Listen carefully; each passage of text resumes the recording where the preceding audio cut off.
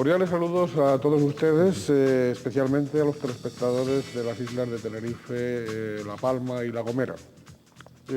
Islas que pues, nos distinguen con una audiencia que nos sitúa en el segundo canal local de la provincia de Santa Cruz de Tenerife y el tercero de Canarias. Y queremos también dar la bienvenida a don Antonio Castro Cordovez, consejero de Infraestructuras, Transporte y Vivienda y secretario del Gobierno de Canarias. Don Antonio, bienvenido. Muchas gracias. Muy buena. Bienvenido a este canal, un canal 100% de capital 100% canario, tinerfeño. Un canal pluralista. Aquí tratamos de que los programas, los contenidos, siguiendo la línea editorial que nos marca la presidencia y la dirección del canal, tanto don Juan Luis Lorenzo como doña María Lorenzo, tratamos de ser pluralistas. Y también un canal abierto, por tanto, a la ciudadanía, porque la ciudadanía es pluralista, ¿no? Bien, don Antonio, esta es la séptima vez que tenemos el placer de entrevistarnos con usted en Canal 8. De hecho, con don Antonio Castro inauguramos este programa de entrevistas en julio del 2003. Por lo tanto, casi recién nacido el canal, tuvimos el honor de que accediese a la invitación de Canal 8 y que don Antonio estuviese con nosotros. El señor Castro, tenemos que recordarles a ustedes, no vamos a hablar de su biografía, resumamos de que es el miembro más veterano del Gobierno de Canarias, el de mayor experiencia en la gobernabilidad autonómica, político, con más experiencia en el gobierno, en la gobernabilidad del archipiélago canario, ¿no? Y bien, y toda su experiencia y su alta responsabilidad siempre es son criterios, yo diría, de autoridad moral los que podemos escuchar, ¿no? Vamos a, si le parece, a dividir la entrevista en dos partes. Una primera, vamos a la más amplia, seguramente, vamos a entrar en esa área que usted tiene de una responsabilidad directa, de las infraestructuras, del transporte, de la vivienda, ¿no? Y luego, en una segunda parte, si a usted le parece, pues también trataremos de temas más políticos, aunque esto es política. Efectivamente, sí. Pero temas más políticos. ¿Le parece bien? Sí, muy estupendamente. No. Bien, pues vamos... Para eso estamos aquí encantados. Antes de nada, sí, yo le pediría, usted no es el secretario viene en secreto, pero sin desvelar ningún secreto, que ni uno se atrevería, ni usted estaría dispuesto a, conocida su honradez y su seriedad, estaría dispuesto a romper, pero sí que nos haga de un modo claro una especie de balance apretado, pero balance global de la gestión de este gobierno presidido por Dolores Morte, la global. Sí, bueno, ha sido una etapa muy fructífera, ¿no? Y en la que se han hecho avances importantes para nuestra comunidad autónoma en todos los ámbitos. Mire, en primer lugar, se ha hecho un esfuerzo grande por mejorar la sanidad. Sigue habiendo problemas evidentes por solucionar, pero se ha hecho un gran avance, porque la sanidad ha mejorado con un crecimiento de población en principio no previsto. Un crecimiento fuerte. Fuerte, sí. En 4 años, prácticamente en 4 años, ha crecido la población de Canarias en 300.000 habitantes, ¿no? 100.000 habitantes es 100 y pico mil habitantes una ciudad como La Laguna. Es decir, que casi que están haciendo... ¿Anualmente la ciudad de La Laguna? Casi. La mitad un poco más de la mitad de la ciudad de La Laguna anualmente, sí. Y bueno, como digo, pues se le han dado respuestas a esos problemas. Vamos a empezar por los más, digamos que por los más elementales, por los servicios ciudadanos. Se han mejorado los servicios sociales y asistenciales, tanto al menor como a las personas mayores. Se han afrontado con muchas dificultades los problemas derivados de la inmigración y sobre todo la inmigración ilegal, donde es una competencia exclusiva del Estado y donde el Gobierno de Canarias pues creo que ha jugado un papel y ha hecho un esfuerzo por encima de sus posibilidades. En el ámbito económico, pues mire, por hablar de nuestra área, se han puesto en marcha nuevos convenios de infraestructura. Sí, ahora vamos, eso lo vamos a ver en detalle. De carreteras, sí, no voy a entrar en materia de carreteras, de obras hidráulicas. Sí, eso lo vamos a ver en detalle. De materia de transporte. En asuntos relacionados con la Unión Europea, pues se ha consolidado el nuevo régimen económico fiscal, se ha aprobado los fondos de las regiones ultraperiféricas. Dentro de del régimen económico fiscal en la Unión Europea se ha consolidado la zona especial canaria, que le permite al empresario canario reinvertir sus inversiones, sus beneficios, mejor dicho, en inversiones que fomenten el empleo y el crecimiento económico. Se ha aprobado la Organización Común de Mercado del Plátano, se han aumentado las inversiones del Estado en Canarias, la media de las inversiones, se han desarrollado los planes de la actividad comercial, bueno, pues han empezado a hacer el desarrollo también de las industrias, sobre todo al haber un crecimiento poblacional y una demanda también por el aumento de la economía, de la demanda de energía. Bueno, pues se han adoptado medidas y finalmente, por ejemplo, ya se está construyendo el tendido eléctrico del sur de Tenerife y planificado las nuevas centrales. Ha habido dos etapas en el gobierno, una en cogobierno con 3 consejerías con el Partido Popular, sí, y otra casi a medida de la legislatura con ya un gobierno monocolor, un gobierno de plena confianza del presidente Adán Martín. En esta segunda etapa, con el apoyo parlamentario en asuntos puntuales del Grupo Socialista, ¿no?, en el Parlamento Autónomo, ¿no? De las dos etapas, yo me imagino que usted que ha vivido las dos y que ha vivido otros gobiernos anteriores, sí. Estamos hablando, bien, desde hace 20 y tantos años usted está en el gobierno, de una manera o de otra, en unas consejerías o en otras.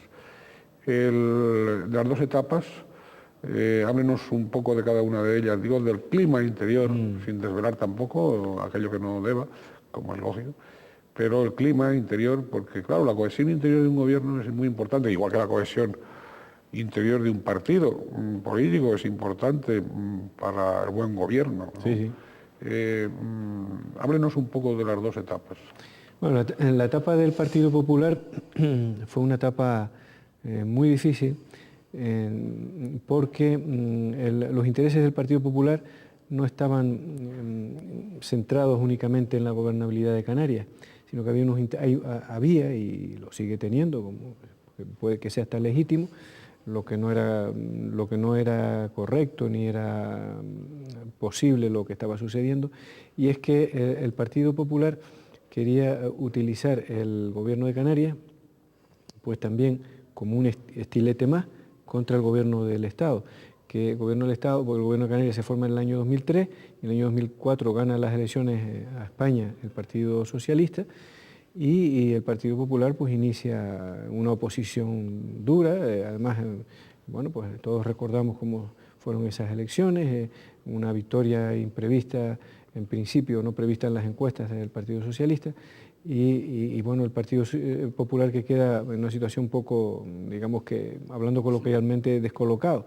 Entonces, eso no era posible, o sea, Adán Martín y Coalición Canaria queríamos un gobierno para gobernar Canarias y queríamos un gobierno en que se le plantearan a los asuntos de Estado, pues como hay que plantearlos, pero no con una confrontación, sino a través del diálogo, del trabajo, de la reivindicación firme cuando había que hacerla, pero no como una... Y eso se estaba viviendo dentro del gobierno de Canarias, con el comportamiento de algunos consejeros pues, del Partido Popular, y bueno, esa situación se estaba derivando en insostenible, ¿no?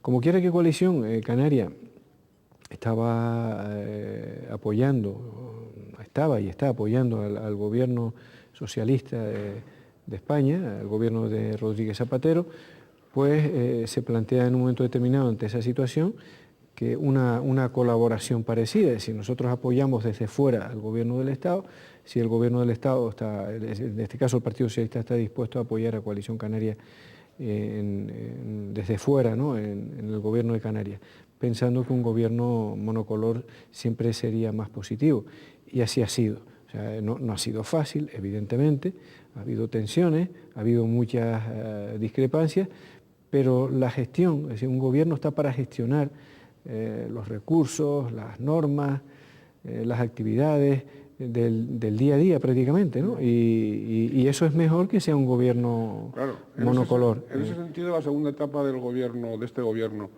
de Adán Martín, ha sido más fructífera o más, ha sido más digamos, eficaz, más coherente y más eficaz, más fructífera que la primera etapa. Sí, por supuesto.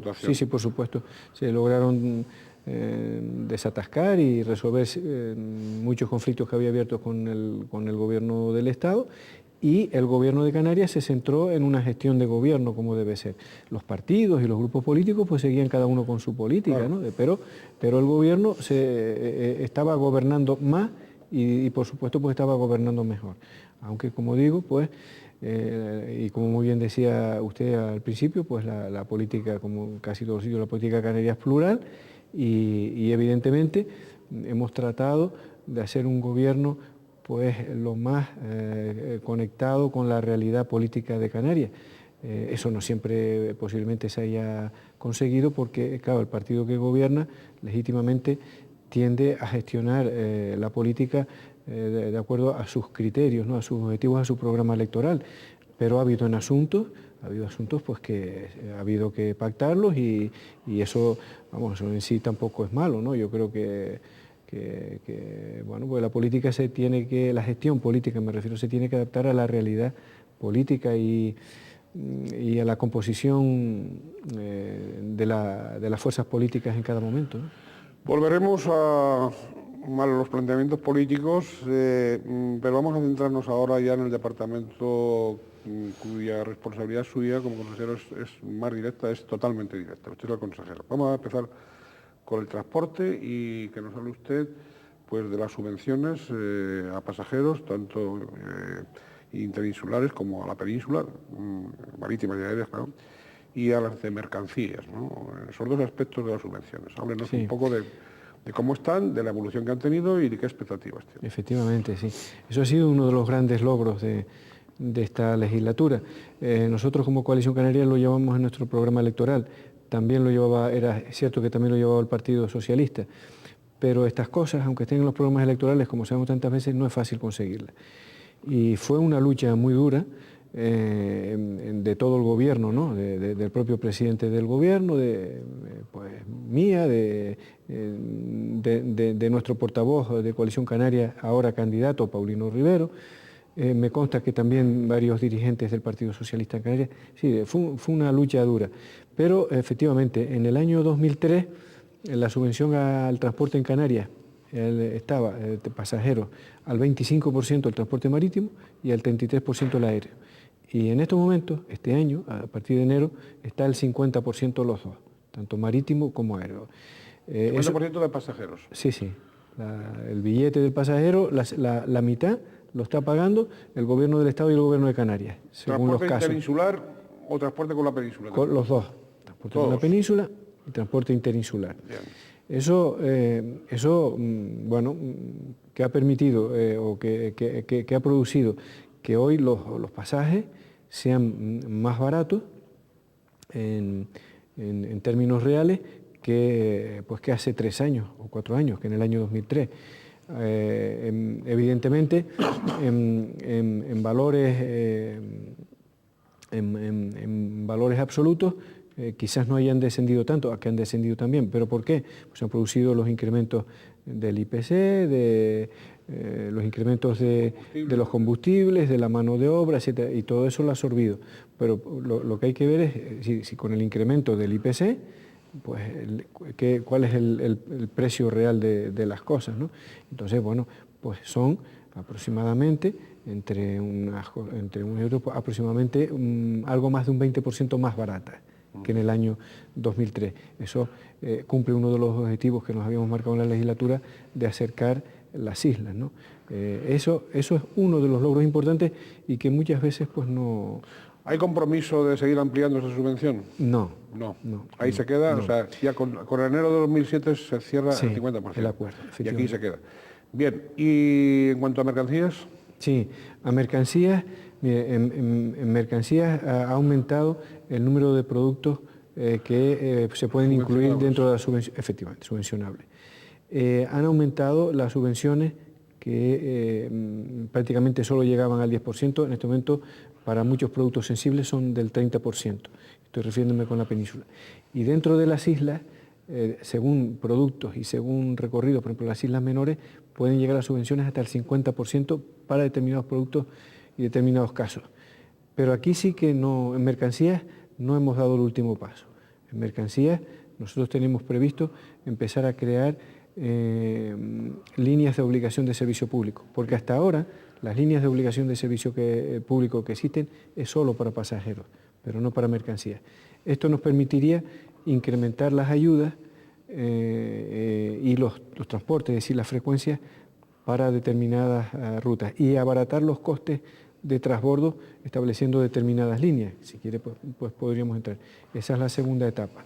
Como queda también en el ámbito de pasajeros y de mercancías otra etapa en la que se está trabajando y que vamos a seguir reivindicando y que, bueno, lo que sean competencias del Estado y ejecutando las que sean competencias del Gobierno de Canarias. Y que nosotros ya estamos dando medidas en nuestras competencias, estamos dando pasos en ese sentido. Y es abaratar las tarifas y las tasas portuarias y aeroportuarias. Claro, nosotros lo podemos hacer solo en estos momentos en nuestros puertos, pero también queremos que lo haga el Estado y que lo haga AENA en sus aeropuertos. Para eso es importante que se apruebe el nuevo Estatuto de Autonomía, que es otro de los trabajos hechos en esta legislatura. Es verdad que no está aprobado, pero en el ámbito de las instituciones canarias, Gobierno y Parlamento, se cumplió la misión. El Estatuto está en estos momentos en las Cortes. ¿Por qué teniendo, digamos, el Estatuto, en fin, ya luego, si nos da tiempo, comentaremos asuntos del Estatuto, digamos, a la ciudadanía no se le explican, no se le han explicado habitualmente de un modo muy directo estas derivaciones, por ejemplo, prácticas, pragmáticas, que el nuevo Estatuto puede traer y que si no existe el nuevo Estatuto no pueden facilitar eso? Es decir, no ha faltado, digamos, por parte del Gobierno, una divulgación sobre esos contenidos del Estatuto y esas virtualidades de ampliación del Instituto. Sí,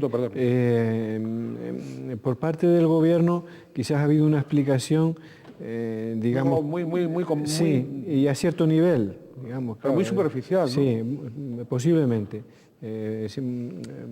Quizás, evidentemente muy genérica y por lo tanto se puede ser interpretada como muy superficial, pero a un determinado nivel. Aunque hay otra parte que es acercarse a los ciudadanos. Ahí tenemos la obligación los 60 diputados del Parlamento de Canarias. Eso no es solo una responsabilidad del Gobierno, sino que los diputados de cada isla, con los colectivos y tal. Eso no se ha hecho, ¿no? Y era importante que se hubiera hecho para que los ciudadanos sepan lo que estamos haciendo. Por ejemplo, lo que estamos hablando de puertos y aeropuertos, pues está previsto que la gestión pase a ser controlada por el Gobierno de Canarias. Las transferencias. Exactamente. Y que eso repercuta en que se puedan bajar las tasas portuarias y aeroportuarias, ¿no? Que las recaudaciones, por ejemplo, lo de la famosa agencia tributaria, la recaudación tributaria, se centralice en una sola administración, eso es una comodidad para el administrado. Y por otra parte, existe un mayor control de qué recursos fiscales se generan en nuestra comunidad autónoma al conocerlos, al recaudarlos la comunidad autónoma, aunque sean del Estado y luego se los tenga que transferir, porque muchas veces ahora no se conoce exactamente lo que se recauda. Y entonces eso lo desconocen las comunidades autónomas. El Estado te da unas cifras de ingresos y te las tienes que creer, ¿no? Y bueno, en fin, son aspectos importantes, pero también a la hora de tramitar esos impuestos. Un señor va y paga el impuesto del IGI, que lo paga en la Comunidad Autónoma Canaria, pero el impuesto sobre sociedades, sobre la renta, entonces tiene que visitar un empresario, una empresa, un profesional, visitar varias administraciones, mientras que si la recaudación y la gestión es única, va allí y paga, resuelve todos sus ingresos. Pero además, como digo, hay una transparencia fiscal mucho mayor que la que existe actualmente, es decir, que los canarios conozcamos qué recursos genera nuestra comunidad autónoma y por lo tanto qué derechos tendríamos a reclamarle del Estado. Eso estamos hablando del Estatuto de estas cosas, está en lo de las aguas, que muchas Por supuesto, veces hay otros muchos aspectos de autogobierno. Sí. Volviendo sobre las líneas de obligación de servicio público, o obligatoria de servicio público, tanto interinsulares como entre Canarias y la península, Sí. evidentemente, ¿no? Sí. A pesar bueno, de que habrá que mejorar ese tipo de líneas, o habrá que completarlas, o habrá que tal, Sí, sí. eso podrá favorecer o podrá ayudar a que el importe del pasaje, por ejemplo, entre Tenerife y el Hierro, o Tenerife o el Hierro y La Palma, o Lanzarote y Gran Canaria, etcétera, las distintas líneas sean más baratas, porque todavía, a pesar de la aplicación de los descuentos, de las subvenciones, todavía hay ciudadanos del Hierro o ciudadanos de Tenerife o ciudadanos palmeros que el ir o venir al Hierro le cuestan más, le cuestan Sí. bastante. Bueno, las obligaciones de servicio público en sí no abaratan el transporte. Como ya digo, pues tenemos... ¿Garantizan el transporte? Exactamente, es distinto. Lo garantizan. Sí, lo garantizan. ¿Cierto? Pero no hay fórmulas para abaratar más. Sí, entonces, en el marco competencial que estamos y en el ámbito institucional político en el que nos encontramos la Unión Europea, no es posible a una administración pública establecer subvencionar el funcionamiento de una línea marítima o aérea, pero en este caso estaríamos hablando de líneas marítimas, si no se produce un abandono del servicio, mientras no se produzca un abandono del servicio. Y eso, hoy por hoy, no se ha producido en Canarias. Cuando se quiere establecer un servicio nuevo que no exista, la Administración saca a concurso la obligación de servicio público. Y si hay alguien que lo cubre, pues bien está. Las condiciones de frecuencia... Mediante una subvención a esas compañías. No. Primero se oferta. Si hay alguien que lo quiere hacer, que lo haga. Se le ponen unas condiciones, tiene que ir 3 veces al día, el barco tiene que tener tal capacidad, tantos pasajeros, tanto de carga. Si no hay nadie que vaya, si no hay nadie que a ese servicio... Voluntaria y gratuitamente. Sí, entonces se puede subvencionar. Bien. Y se establece lo que se llama contrato de obligación de servicio público. Ya se establece un contrato. Y en ese caso, evidentemente, se le abarataría el transporte a... En este momento hay contratos de esa índole Sí. aquí en Canarias. ¿Cuáles son? Hay uno entre Los Cristianos y Valle Gran Rey, Bien. de La Gomera, con el Garajonay Express, porque es una línea que no la cubría nadie. ¿La única que está contratada aquí? Sí, ahora mismo sí. La única. Sí, la única. Bien. Pero sin embargo sí hay varias líneas de obligación de servicio público. Sí, pero que están aceptadas voluntariamente por las respectivas compañías. Exactamente. Y hasta ahora están cumpliéndolas. Sí, perfectamente. Bueno, por ejemplo, algunos las cumplen con overbooking, en el tema aéreo. Sí, no, con overbooking en el tema aéreo. No entiendo lo que ahora mismo, discúlpeme que no entiendo lo que me quiere decir, pero que... Yo se lo voy a explicar. Sí, es bueno saberlo, claro. Yo se lo voy a explicar. Porque lo que sí puedo decir es que hay más servicios de los que están establecidos, ¿no? Sí. Si hay un vuelo Tenerife-Lanzarote, por ejemplo, Sí. y en ese vuelo se produce en determinadas fechas, por imprevisión de la compañía aérea, se produce overbooking, todo esto que nos están vendiendo de acercar las islas, de que cumplen una obligación de servicio público gratuito, de tal, todo eso no es cierto. Es un problema, sí. A la hora de la verdad, o una línea de La Palma. Sí. Usted que es palmero, bueno, usted como miembro del gobierno supongo que la reservarán en algún puesto, pero al ciudadano del común, palmero, el ciudadano del Yo común, también me he quedado en tierra alguna vez. ¿También se ha quedado en tierra? Sí, también. Yo pensé que ustedes no se quedaban nunca, aunque fueran el transportín. Y también, pues no, el transportín precisamente no me lo brindan. ¿No se lo brindan? No. Ya. Y no, lo que le quería decir en ese sentido, que aparte de que alguna vez también me ha tocado quedarme en tierra, también que es frecuente que pase en nuestras islas los incumplimientos de horarios, ¿no? Y padecerlos, sí. y, Bueno, aparte anulación de vuelos. Sí. Es decir, el funcionamiento... Claro, el problema que usted me estaba planteando, efectivamente, es un problema serio que en las islas... Es que el tema insular e interinsular se padece más, quiero decir. Mira, se nota más la insularidad, padece más la insularidad. Por supuesto. O sea, yo estoy convencido que un día lo dije, que en una rueda de prensa que estaba explicando los logros de la legislatura, creo que fue en el mes de enero, y dije que la próxima legislatura tenía que ser la legislatura de los transportes. Y bueno, pues se dio una interpretación como si en esta legislatura no hubiéramos hecho nada, que se ha hecho muchísimo.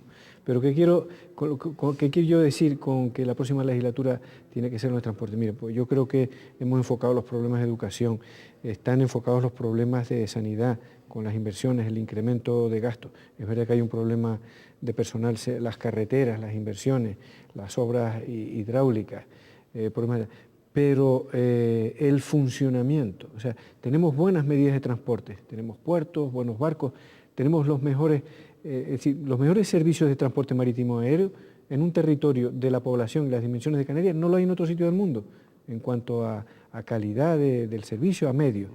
Pero hay muchos déficits todavía, hay muchos déficits. Es decir, sigue siendo posiblemente caro para un ciudadano canario moverse de una isla a otra, no lo puede hacer muchas veces cuando quiere, y luego bueno, pues unas islas como las nuestras, unos territorios insulares, la movilidad no es regular a lo largo de la semana ni a lo largo del mes, sino que si se produce un puente, pues la gente quiere ir a descansar a La Palma, a La Gomera, o quieren ir a descansar a Lanzarote, a pasar. Eso es bueno para la economía, es bueno para la sociedad.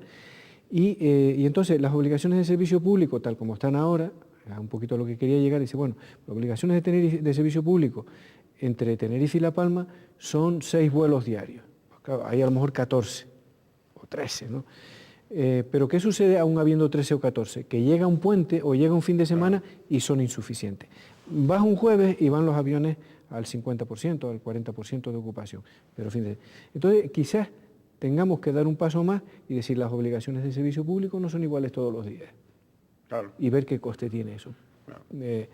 Por ejemplo. Y pedir que se refuercen los aviones y el número de aviones y el número de barcos. Y yo creo que hay que apostar, ya digo, la próxima legislatura, una de las apuestas debería ser por los transportes. Y apostar mucho por el transporte marítimo en Canarias, en nuestra tierra, porque el transporte marítimo, desde mi punto de vista, es en el que en relación, digamos que calidad-precio, están mejores condiciones de acercarnos, pero además le resulta también más factible a la Administración hacer un esfuerzo con recursos públicos. ¿Para qué? Bueno, pues para que un ciudadano que quiera irse a pasar un fin de semana al Hierro, un ciudadano de Tenerife, una familia, lo puede hacer de una manera muy barata, como un señor que va de Madrid a Cuenca a pasarse el fin de semana. Eso a la larga, ¿qué beneficio comporta? Porque también, también un señor del Hierro se puede venir a Tenerife a ver un partido de fútbol, porque le resulte muy barato. Bueno, pues eso es economía, porque el señor viene, va a un bar, come, duerme, el otro va y hace un gasto, compra en la tienda y se genera actividad económica. Es decir, la movilidad de personas genera desarrollo económico. Y si damos facilidades, el transporte marítimo es un medio muy... En La Gomera se ha hecho una experiencia que está dando resultados. Y es que la línea que hablábamos antes, de Garajona y Express, está haciendo la ruta entre el puerto de Valle Gran Rey, puerto de Playa Santiago, San Sebastián, otra vez Valle Gran Rey. Es decir, no sé cuántas veces al día. Circular. Creo que son como 4 veces al día, sí. Le da la vuelta a la isla. Entonces mucha gente, con la orografía de La Gomera, que es complicada, y le resulta más incómodo ir en guagua, están utilizando el barco, que en poco más de una hora, son barcos rápidos, le dan, va de un punto a otro de La Gomera, y a un precio económico. Bien, eso es una fórmula, es decir, el transporte marítimo es una fórmula para acercar a los ciudadanos, acercar a las islas, pero también para facilitar la movilidad dentro de las islas, algo que todavía no está lo suficientemente explorado.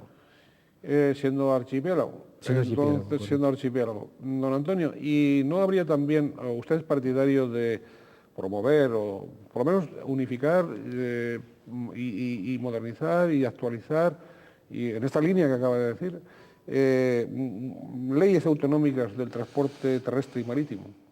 ¿O las leyes autonómicas? Sí. Nuevas leyes, quiero decir. Están en el Parlamento, sí. Y creo que van a ir a... ¿Pero va a dar tiempo a aprobarlas en esta legislatura? Sí. Si no me equivoco... Pero queda un mes. Sí, efectivamente, queda un mes. Pero Yo como secretario del Gobierno, que Sí. soy miembro de la Junta de Portavoces del Parlamento, pues la Junta de Portavoces que se celebró esta semana en el Parlamento de Canarias, Sí. se acordó que el día 12 de este mes, ¿De marzo? sean aprobadas por la Comisión y pasen a Pleno.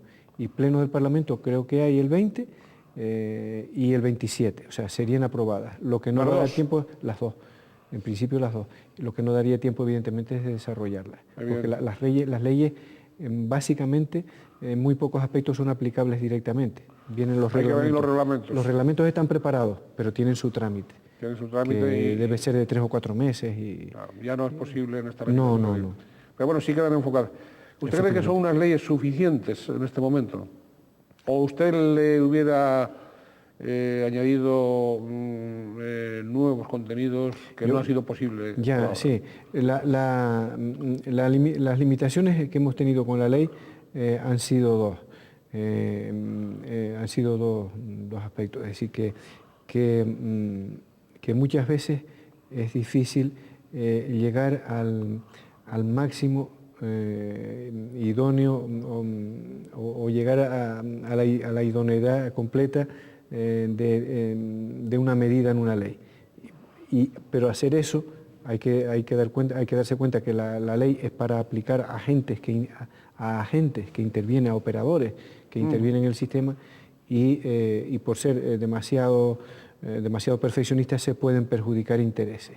Entonces tienen que tener etapas. Es decir, hemos tenido que adaptarla de alguna manera para que no se perjudique en demasía a los sistemas actuales. Pero, por otra parte, ir favoreciendo los cambios. Y la otra gran limitación que ha sido mayor, por lo menos desde mi punto de vista, es el marco en el que nos encontramos, el marco de las leyes de la Unión Europea, de las normas de la Unión Europea, porque yo sigo pensando que el transporte en Canarias tiene que tener un mayor soporte público. Sí. ¿Usted está apuntando en este momento a la formalización o a la concreción de la red, de la llamada red transcanaria o de un eje transinsular de transportes? Vaya. En parte sí, efectivamente. Con esas denominaciones usted abarca otros aspectos. Sí, el eje transinsular de transportes y la red transcanaria tienen varios aspectos. Uno, son las infraestructuras que lo soportan, si las carreteras, los puertos y los aeropuertos, sí. Los medios de transporte con los que se realizan, pues la guagua, el taxi, el transporte terrestre, ahora el tranvía, el barco, el avión. Comporta también los aspectos económicos, es decir, las tarifas, los precios, comporta los trámites, las gestiones, las burocracias. Digamos que es algo como muy amplio en el que hay diversos aspectos y por lo tanto uno de ellos es de lo que estamos hablando, de que efectivamente pues, el que haya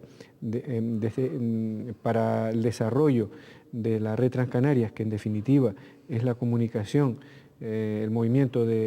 facilitar el movimiento de personas y de mercancías entre las islas y lograr un desarrollo equilibrado y armónico entre todas ellas, entre todos los territorios, pues eso, como digo, desde mi punto de vista, en esta tierra debe tener un mayor soporte público, aunque sea por agentes privados. Es decir, por ejemplo, cuando aquí hay unas obligaciones de servicio público, el transporte aéreo y marítimo, y sin causa justificada o se suspende un vuelo entre las islas o hay overbooking entre las islas, es que las islas no es lo mismo que el que va no es lo mismo moverse entre las islas que el que va, con todos los respetos, de Madrid a Sevilla, que si hay overbooking coge el tren o coge una guagua. Pero aquí un señor de Lanzarote que llega y que le han suspendido un vuelo sin causas, digamos, justificadas o justificadas o no. Ahora, si me permite, brevemente entraremos, porque aunque hubiera causas justificadas, se averió un avión, por ejemplo, bueno, pues lo lleva usted a las 12 de la noche, pero ese señor no duerme en un banco en el aeropuerto, ¿no?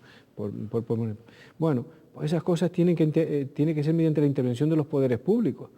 A ver si no, bueno, pues como hay 4 frecuencias o 6 entre Gran Canaria y Lanzarote, o entre Tenerife y La Palma, pues como hay 14, pues si anulan un vuelo no pasa nada. Pues sí.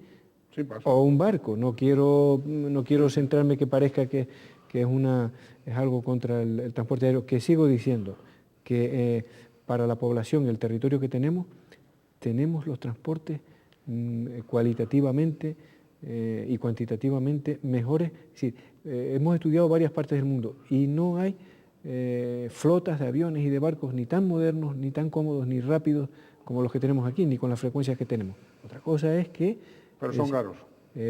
Sí, son caros, y que la exigencia del ciudadano, es decir, bueno, pues no creo que sea lo mismo comparar las exigencias de un ciudadano de Canarias con las exigencias de los ciudadanos de las islas de Reunión, porque por los niveles de vida, por los niveles de exigencias, o de Cabo Verde, ¿no? Donde no hay esas necesidades, esas demandas, como aquí. O sea que las cosas tienen que funcionar también en relación con la demanda de la población, y nosotros, Canarias pretende igualarse en su funcionamiento de sus servicios esenciales.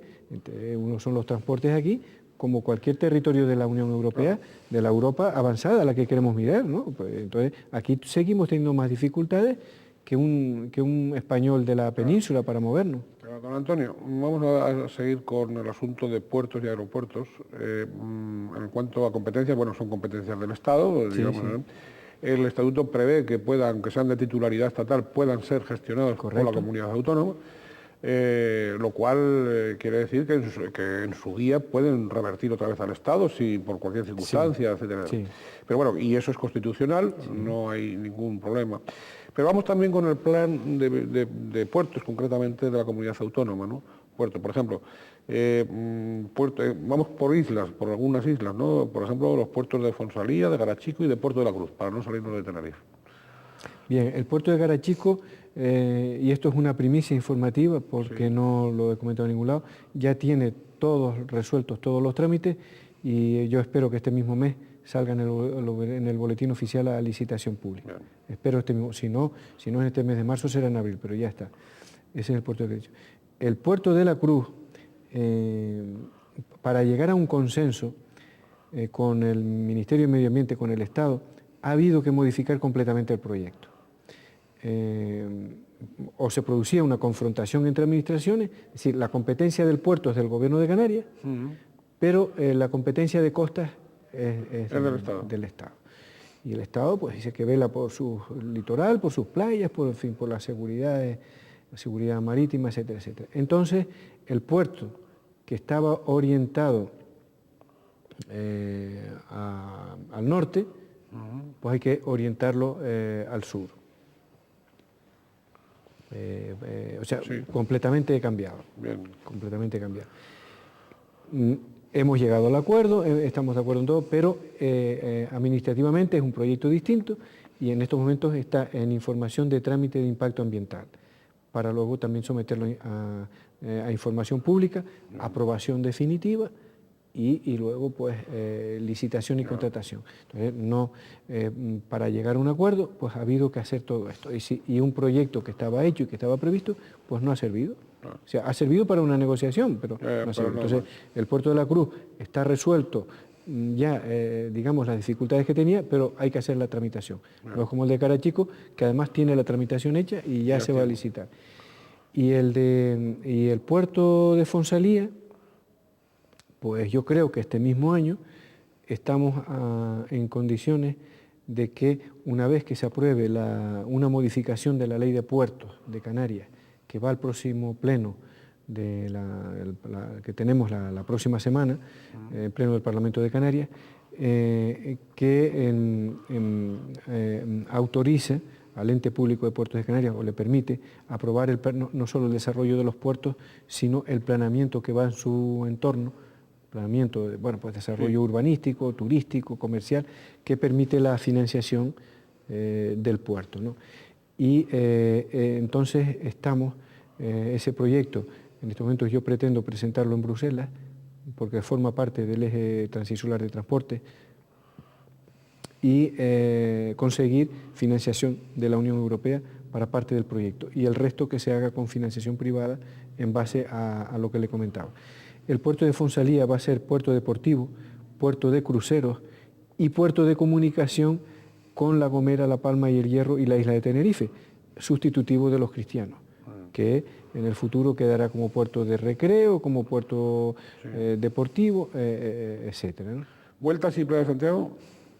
El puerto de Vueltas se ha terminado la primera fase, yo creo que empezará a ser operativo este año mismo, que es el puerto que está en Valle Gran Rey, permite barcos de, bueno, pues como los que circulan por Canarias, de las líneas Fred Olsen o de las líneas Arma, barcos de pasaje, permite también algún tipo de crucero y tiene prevista una segunda fase que yo no sé cuándo se abordará porque esa se está redactando el proyecto.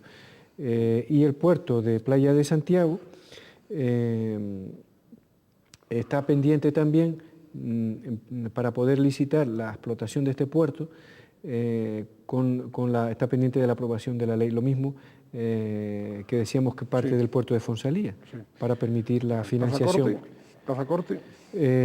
Tazacorte, se está terminando la ampliación del puerto de Tazacorte y es posible que también a lo largo de este año salga la ampliación del dique. La ampliación del dique va a permitir el atraque de todo tipo de barcos, pero sobre todo garantizar la operatividad del puerto en todo momento, porque con las instalaciones que tenemos ahora mismo, y eso ha disuadido a muchas compañías navieras de ir ahí, no garantiza, es decir, el abrigo que tiene el puerto actual no es suficiente para garantizar en cualquier momento las operaciones de atraque, las maniobras de los barcos, ¿no? Vamos con las carreteras.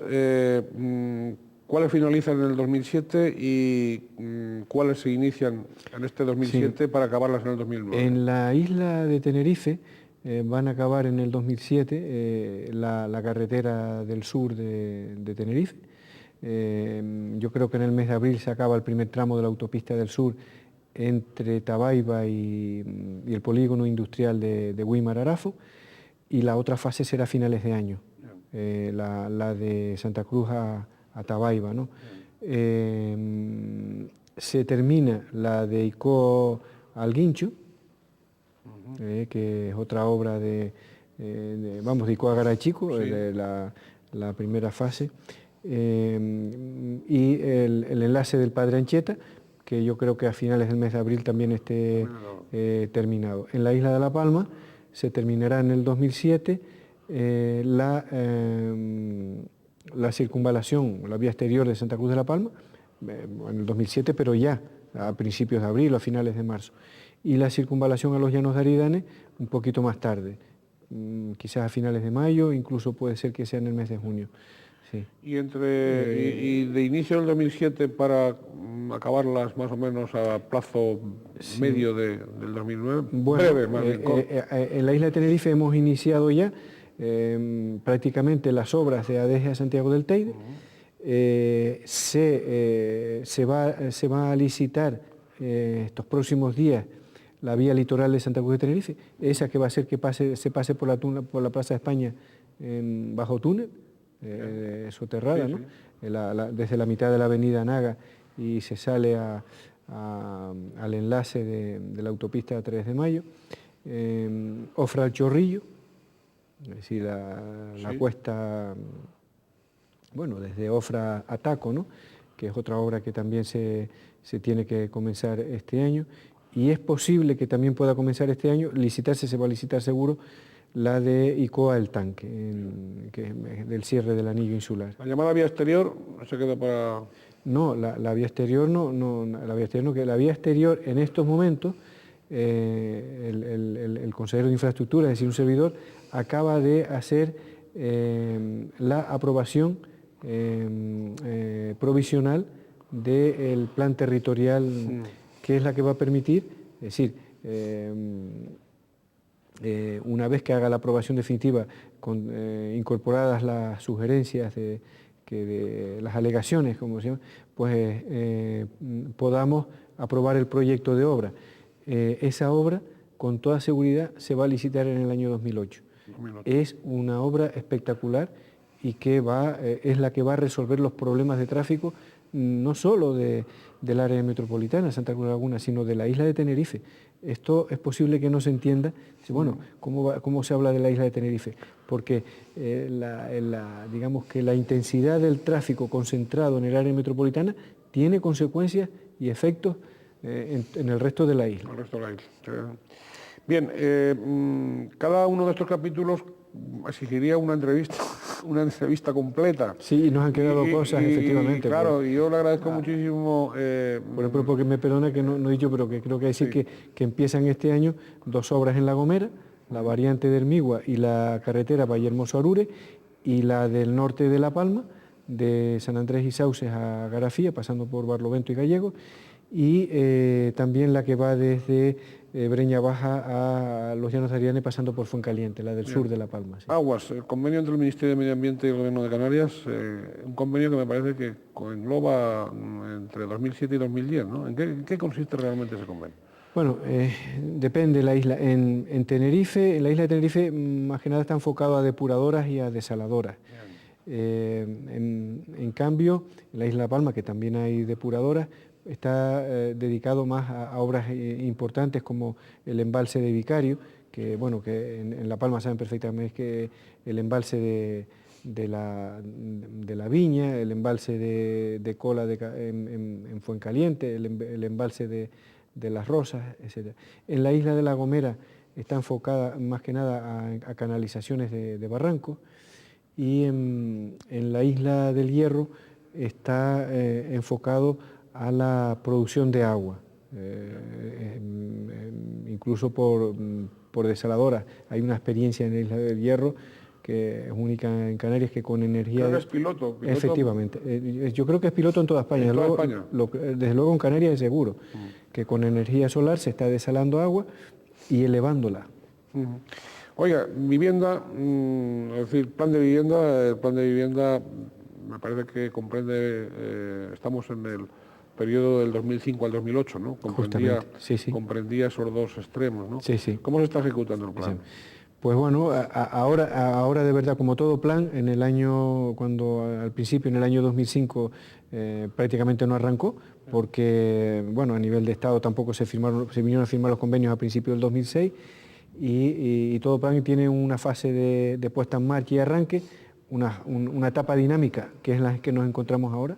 O sea, realmente va a ser el año 2007 y el 2008 en el que se ejecuten o se termine la ejecución de esas más de 20.000 viviendas nuevas, pero sí está funcionando, sí, de esas viviendas pues se están construyendo casi todas, algunas se han terminado bastantes, pero la mayoría se están construyendo. Pero en cambio ha tenido una demanda espectacular en la vivienda de alquiler, en el alquiler de viviendas, sobre todo para jóvenes, en rehabilitación de viviendas, y también ha funcionado muy bien el programa de la vivienda privada para ponerla en el mercado de venta o de alquiler, ayudando a los dueños cuando es vivienda usada, a una cierta rehabilitación, ¿no?, de esas viviendas, para que para que se pongan en condiciones adecuadas para ser ocupadas por las familias. Dentro de su departamento, porque yo quería pasar rápidamente al área más política global, sí.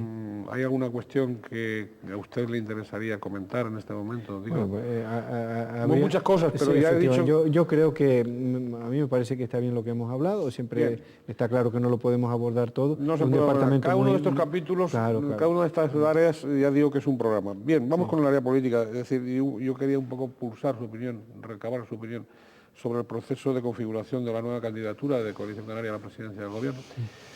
Sobre todo teniendo en cuenta, digamos, usted ha hablado al principio del programa, pues de la gestión presidencial de don Adán Martín y de algunas expectativas que había entre la ciudadanía y en algunos medios, pues tanto políticos como económicos, etcétera, etcétera, de la posible continuidad de don Adán Martín como al frente de la presidencia.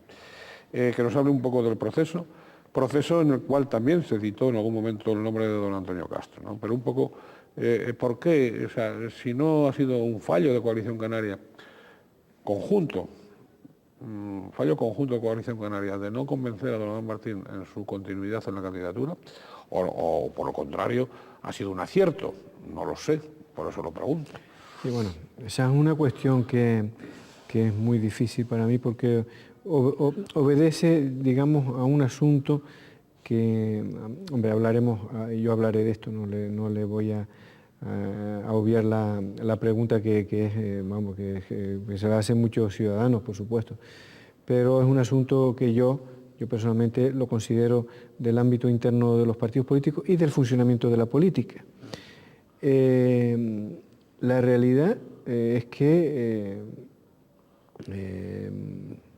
habiendo sido, yo creo que un gran presidente, y nuevamente estas cosas puede decir, bueno, pues quiere quedar bien con el presidente. Yo creo que Adán Martín ha sido un gran presidente, que nos ha tocado a él y a los que hemos estado con él una etapa muy difícil de Canarias por muchas circunstancias, que se ha superado y se han resuelto problemas de fondo, problemas de fondo como el mismo estatuto que hablábamos antes, sí. que después eso por el ciudadano pues no es apreciado directamente. Dice, se ha prorrogado el régimen económico fiscal, ¿eso a mí qué me dice? Bueno, pues eso garantiza el funcionamiento de la economía, por lo tanto la creación de puestos de trabajo, etc. Pero esas cosas son difíciles de entender por el ciudadano, pero que el tiempo valorará. Pero el caso que fue público y notorio es que, dentro de nosotros, porque yo aquí no estoy diciendo, descubriendo nada que no se sepa porque estuvo en todos los medios de comunicación, que la organización de Coalición Canaria de Gran Canaria pues no estaba conforme con esa opción, ¿no? Y bueno... la opción de Gran Canaria ha podido más que todas las demás. No, porque después se le unieron Lanzarote y Fuerteventura, que presentaron su candidato. Yo quiero decir que mi candidatura estuvo sobre la mesa porque yo en lo que concierne a mí no quiero ocultar nada, porque dice, si no se propuso, mi candidatura se propuso y se propuso como candidatura de consenso. Yo no voy a ir con ninguna candidatura para dividir al partido. No había candidatura de consenso porque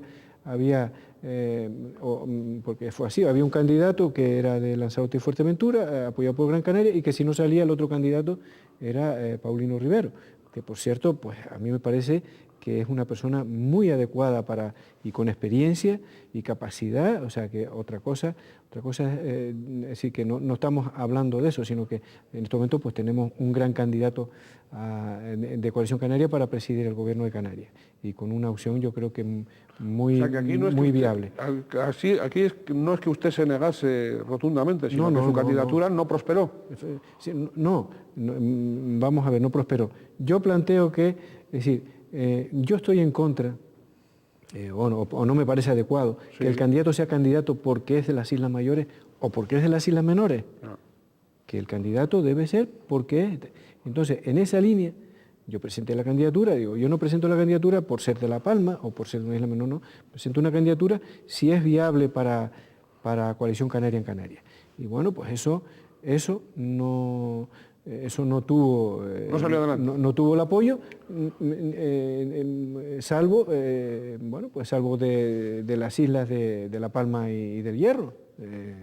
Claramente, ¿no? Entonces, pero tampoco es que se votara, sino que cuando yo lo hablo y estamos en las reuniones, pues la gente se expresa y dicen eso. Entonces, bueno, pues eso, no se llegó a votar, y por lo tanto la candidatura, porque yo lo que hago, digo, bueno, ¿se quiere una candidatura de consenso? Bueno, pues aquí, si hay una candidatura de consenso, yo estoy dispuesto a dar ese paso, que hay que reconocer que es un paso importante para una persona y un sacrificio enorme, ¿no? Que comporta muchos sacrificios, pero que al estar nosotros metidos en la política, estar en un partido, pues tenemos esa responsabilidad también de que asumir retos de ese tipo, si nos lo demandan. Entonces la candidatura que logró un consenso muy amplio, pues fue la de Paulino Rivero, ¿no? Y bien elegido está y bien está, ¿no? Y además ya digo que es una persona adecuada, ¿no? Ahora, yo lo que veo es que creo que deberíamos superar una vez ese discurso de que, porque el candidato, que si es de una isla mayor o no es menor. Pero es verdad que en el resto de las islas pues siempre hay ese sentimiento, que por otra parte que es cierto, ¿no?, de que siempre los candidatos vienen pues de las Islas Mayores. Y ya digo, eso a mí como principio no me parece mal. A mí como principio no me parece mal. Si se elige, como es el caso, pues a las personas más adecuadas, ¿no? Pero sí tengo que reconocer que hay una realidad en la calle que es esa, ¿no?, de que, bueno, pues parece que... Y que eso lo pongamos en una balanza, eso es bueno, eso es malo, eso ha sido acertado, ha sido equivocado, no lo sé, pero desde luego lo que necesita Coalición Canaria y lo que necesita Canarias, pues es una persona que sea capaz de sacar adelante, si le ponen la responsabilidad de llevar el gobierno, pues sacarlo adelante. Y el candidato que tenemos, pues yo creo que... Don Antonio, se nos ha ido el tiempo. Habrá ocasión, supongo, de volver a entrevistarnos, pero sí quería preguntarle finalmente, ¿usted está dispuesto a continuar en el futuro gobierno de Canarias? Bueno, mire, vamos a ver, sobre ese asunto, yo, si mi partido está de acuerdo, mi partido de Coalición Canaria en La Palma está de acuerdo, yo estoy dispuesto a encabezar otra vez la lista al Parlamento de Canarias, si se considera que eso es lo adecuado y se considera que es lo conveniente. A partir de ahí, vamos a esperar los resultados, pero desde luego lo que sí le puedo asegurar es que voy a defender a tope, como lo he hecho siempre, y si cabe con más fuerza, si es posible, a nuestra isla de La Palma, que es la que a mí me vota y por la que yo me presento. Y tal el esquema, como yo entiendo la política en Canarias, a arrimar el hombro con las 6 islas restantes para defender a Canarias, seguirla defendiendo, frente a las políticas de Estado, frente a las políticas europeas. Ahí sí que no voy a aflojar un milímetro, siempre que tenga los votos y el respaldo de nuestros ciudadanos de la isla de La Palma para ejercer esa política, ¿no? Y yo quisiera decir que sería muy importante, en estos momentos sería muy importante que la isla de La Palma siguiera jugando el papel decisivo que ha estado desempeñando todos estos años en la política canaria, de contribuir a constituir una fuerza política fuerte, con la suma de todas las islas, pero con una gran aportación de la isla de La Palma, y a darle equilibrio, responsabilidad y solvencia a la política canaria.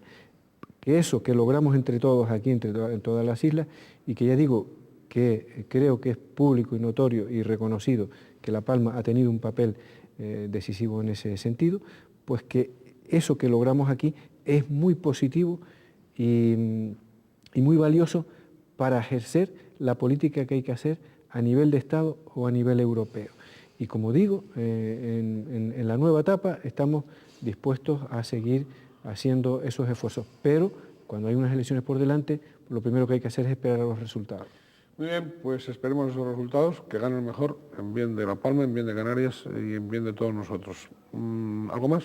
No, muy agradecido, muchísimas gracias. Muy bien, pues muchísimas gracias a don Antonio Castro Cordobés, consejero del Gobierno y secretario del Gobierno de Canarias. Suponemos que candidato al Parlamento por la disposición de la isla de La Palma y por Coalición Canaria. Y muchas gracias a todos ustedes. Como siempre, desearles lo mejor, desearles que sean felices en la medida de lo posible, también en esta campaña electoral que estamos atravesando.